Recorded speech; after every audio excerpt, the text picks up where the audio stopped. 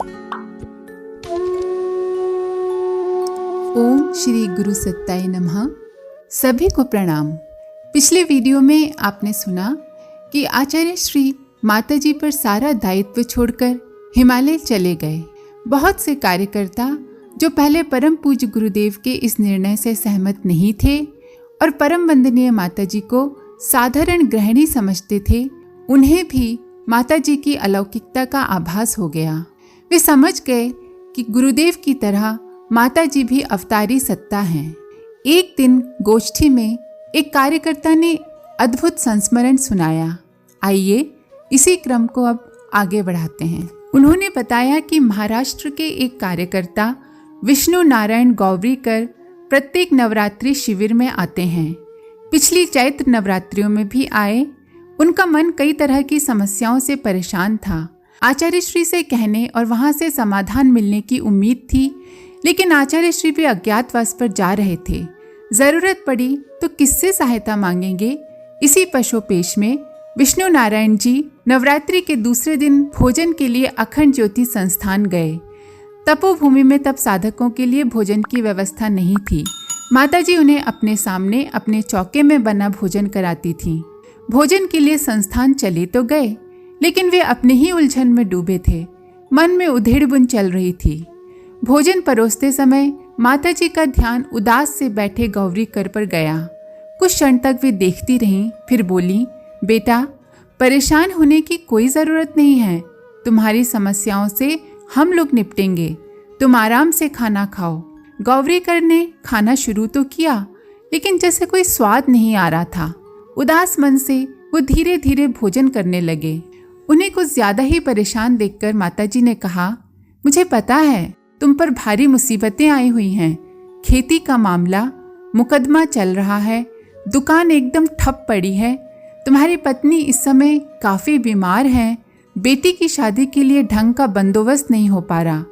इतनी सारी तकलीफ़ें एक साथ किसी पर आ जाएं तो वो टूट जाएगा। लेकिन माँ के पास आकर भी बच्चे चिंतित रहें तो क्या फ़ायदा?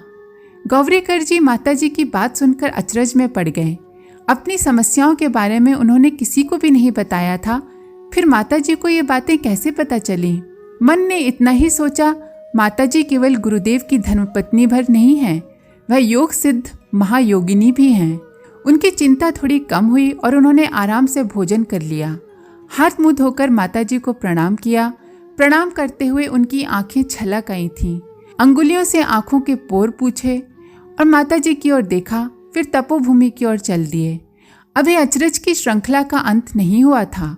जैसे ही तपोभूमि आए, उन्होंने देखा कि आचार्य श्री यज्ञशाला की ओर टहल रहे हैं। गौवरीकर जी ने उन्हें प्रणाम किया। प्रणाम करके जैसे ही वो खड़े हुए, आचार्य श्री ने कहा, बेटा, अब परेशान होने की कोई ज़रूरत नहीं है। माताजी ने तुम्हारी सारी समस्याओं का भार अपने ऊपर ले लिया है। आचार्य श्री की इन बातों ने गौवरीकर जी को एक बार फिर हैरत में डाल दिया। अखंड ज्योति संस्थान में माताजी की कही हुई बात आचार्य श्री को कैसे पता चली? उस जमाने में तो तपोभूमि और अखंड ज्योति संस्थान के बीच टेलीफोन की सुविधा भी नहीं थी। गौवरीकर की दुविधा दूर करते हुए आचार्य श्री ने कहा, बेटा, हम और माताजी कोई दो थोड़े ही हैं। बस बाहर से दिखने के लिए दो हैं, भीतर से तो सब कुछ एक है। मध्य प्रदेश के ग्रामीण अंचल की एक साधक शिवरानी देवी ने भी इसी से मिलती जुलती स्थिति अनुभव की। मामूली पढ़ी लिखी ये महिला साधना उपासना के मामले में नियमित और निष्ठावान थीं। ब्रह्म मुहूर्त में उठकर सुबह 3 घंटे तक वह नियमित जप करती। दिनचर्या के दूसरे काम निपटाते हुए भी उनका मानसिक जप चलता रहता। वह सूर्य मंडल में स्थित गायत्री माता का ध्यान जप के साथ करती थीं। नियमित साधना के दौरान एक दिन ध्यान की अवस्था में उन्हें विचित्र अनुभव हुआ। वे गहरे ध्यान में डूबी हुई थीं। सूर्य मंडल में स्थित गायत्री माता की छवि को निहारते हुए मन जैसे खो गया था। उस छवि में उन्हें अचानक माताजी की झलक दिखाई देने लगी। निरभ्र अनंत आकाश में वह छवि विराट रूप लेती जा रही है। सारे ग्रह नक्षत्र उस तेजमयी मूर्ति के इर्द गिर्द चक्कर काट रहे हैं। धीरे धीरे सब कुछ उनमें लीन होता चला जा रहा है। तभी प्रतीत होता है कि आचार्य श्री की छवि भी उसी प्रकाश से निकल रही है। माताजी की छवि लुप्त हो गई है। फिर माताजी दिखाई दी और आचार्य श्री की छवि विलीन हो गई। कुछ क्षण बाद दोनों साथ दिखाई दिए। इस तरह के बिंब कई बार उभरते और बिखरते रहे। आनंद की विचित्र अनुभूति हो रही थी। ध्यान से उठने के बाद भी मन उसी भाव दशा में डूबता उतरता रहा। आचार्य श्री के अज्ञातवास से वापस आने के बाद शिवरानी ने अपने गुरुदेव को इस अनुभव के बारे में बताया। आचार्य श्री ने उनसे कहा, बेटी, आदि शक्ति ही इस सृष्टि की जननी है। उनके कई रूप हैं। जैसे हमारी भावना होती है वैसी ही आकृति बन जाती है। वैसे माताजी के बारे में जो तुम्हारे भाव हैं वह सही हैं। मैं उनसे जरा भी अलग नहीं हूँ। आचार्य श्री के हिमालय जाने के बाद कई साधकों को तरह तरह की अनुभूतियाँ हुई।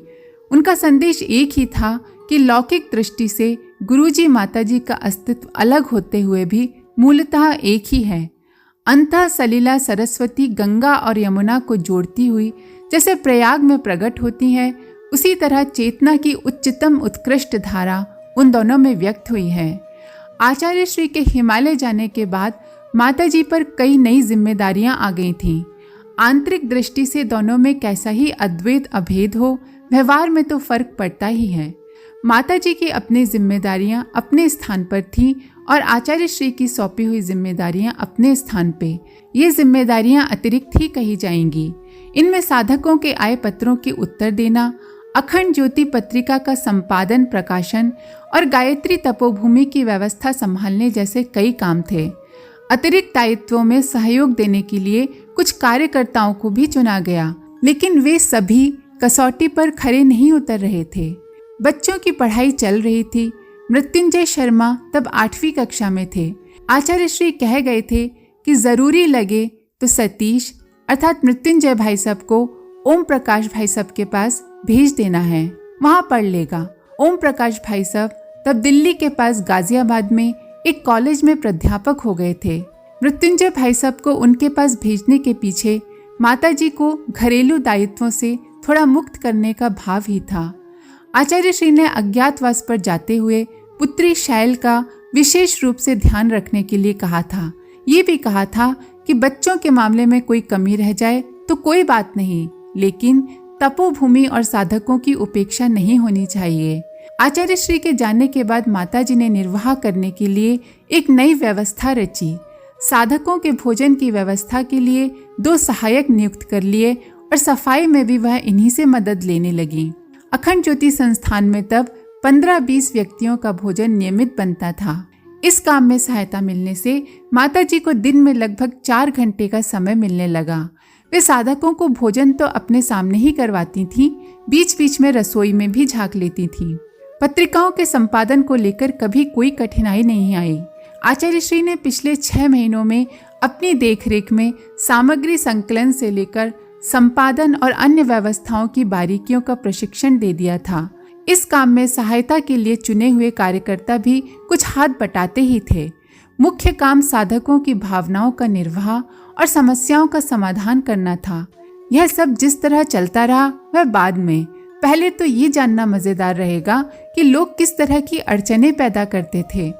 आचार्य श्री के अज्ञातवास जाने की बात को कुछ द्वेषी धर्मगुरुओं ने मुद्दा बनाया। उन्होंने प्रचारित किया कि आचार्य श्री मथुरा छोड़कर चले गए हैं, महायज्ञ के समय की बहुत सी देनदारियां बाकी हैं, उनसे मुंह चुराने के लिए छुप गए हैं। इस तरह के अपवादों का कोई जवाब नहीं था। आचार्य श्री अपने पीछे जिन कार्यकर्ताओं की टीम छोड़ गए थे उनमें कुछ को यह भ्रम होने लगा कि गायत्री तपोभूमि और परिवार की गतिविधियां उन्हीं के कारण सुचारू चल रही हैं। अहम के टकराव जिस प्रकार के विग्रह खड़े करते हैं वैसे ही विग्रह तपोभूमि में भी होने लगे थे। जब हालत झगड़े फसाद तक पहुंच गई तब माताजी ने हस्तक्षेप किया। वे तपोभूमि गईं और कार्यकर्ताओं को एक जगह इकट्ठा किया, उनसे बात की। उपद्रव मचा रहे लोगों को अपनी गलती का बोध हुआ। मन में जो उदंडता जाग रही थी उस पर जैसे पानी पड़ गया। वे पछतावे में पड़ गए। ग्लानि और शोभ ने मिलकर उनकी आंखों में आंसू भर दिए और वे रोते हुए माताजी के सामने झुक गए। उन्हें प्रणाम करते हुए माफ़ी मांगने लगे। माताजी ने उन्हें दुलारते हुए कहा, माफ़ी मांगने की ज़रूरत नहीं है। तुम लोग मन से बच्चे हो और बच्चों से गलती हो ही जाती है। उठो और अपने अपने काम में लग जाओ। आश्रम व्यवस्था में आ रहे व्यतिरेक का समाधान स्नेह दुलार से करने के बाद माताजी तपोभूमि आने लगी थीं। साधकों और कार्यकर्ताओं का संबंध प्रायः अखंड ज्योति संस्थान से ही रहता था। वे वहीं से मार्गदर्शन प्राप्त करते थे, लेकिन वरिष्ठ कार्यकर्ताओं ने अनुभव किया कि कुछ समय के लिए माताजी को तपोभूमि भी आना चाहिए। उन्होंने इसके लिए दोपहर का समय चुना। कभी कभार वे सुबह के समय भी आ जाती थीं। गायत्री तपोभूमि के कार्यकर्ता ही नहीं, शाखाओं में सक्रिय साधकों को भी माताजी का सानिध्य आश्वस्त करने लगा था। चैत्र नवरात्रियों में 24 साधकों को बुलाने की बात उठी तो गोष्ठी में थोड़े से प्रश्न उठे। उनका समाधान करते हुए माताजी ने यही कहा कि इतने साधकों को बुलाने का निर्देश आचार्य श्री की ओर से ही आया है। माताजी का यह उत्तर सुनकर कार्यकर्ता चुप हो गए। अधिकांश का समाधान हो गया, लेकिन कुछ को आशंका भी हो रही थी। उनके अनुसार माताजी सीधी सादी सरल गृहिणी हैं। वे स्नेह कर सकती हैं, ममता लुटा सकती हैं, साधकों का ध्यान रख सकती हैं, लेकिन जहाँ व्यवस्था के क्षेत्र में दृढ़ निर्णय लेने की आवश्यकता होती है तो वहाँ पीछे हट सकती हैं। अमृतलाल नामक कार्यकर्ता ने इस गोष्ठी के तुरंत बाद कहा कि समग्र शिविर चलाने में कठिनाई आएगी। वे 4-5 उपद्रवी कार्यकर्ताओं को क्षमा और स्नेही कर पाईं। आवश्यक ये था कि उनके विरुद्ध कड़ी कार्रवाई की जाती। अमृतलाल का अब भी यही मानना था कि माताजी पर भाव पक्ष हावी है, इसलिए वे मजबूत फैसले नहीं कर पाती। उनकी और उनके जैसे कुछ और लोगों के लिए चैत्र नवरात्रियां परीक्षा की घड़ी थीं। नवरात्रि शिविर आरंभ हुआ तो उन जैसे कार्यकर्ताओं को देखकर आश्चर्य हुआ कि 24 ही साधक आए हैं। इतने लोगों को ही स्वीकृति दी गई थी। प्रथम नवरात्र की पूर्व संध्या तक सभी साधक आ गए थे। उस दिन शाम की संध्या आरती हुई। आरती के बाद माताजी ने आगंतुक साधकों को अगले 9 दिन का कार्यक्रम समझाया। इस पर साधना के दौरान अधिक से अधिक मौन रहने का निर्देश था। अनुष्ठान का नियम था कि साधक दिन में एक बार भोजन करें। शाक, दाल और रोटी के अलावा शाम को दूध या फलाहार। 24 साधकों ने 9 दिन तक अन्न का सेवन नहीं करने का व्रत लिया। फल या दूध पर ही अनुष्ठान की तैयारी दिखाई।